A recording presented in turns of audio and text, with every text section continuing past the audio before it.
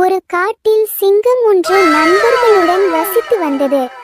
ஒரு நாள் காலை சிங்கம் தாமதமாக எழுந்திருக்கவே அந்த நேரத்தில் பூனை நண்பர்கள் காலை உணவாக பழங்களை ஏற்பாடு செய்திருந்தது.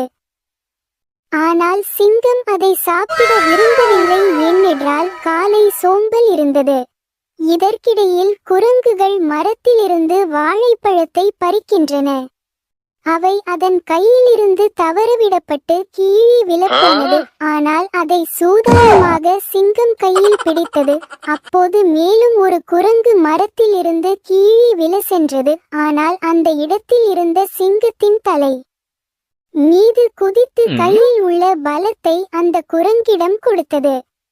ஒரு வேளையாக காலை உணவை முடித்து பின் சந்தோஷத்தில் தனது நண்பர்களுடன் ஓடும் போது சேற்று நீர் என்று தெரியாமல் விழுந்து அழுக்கில் குதித்து சந்தோஷமாக இருந்தது.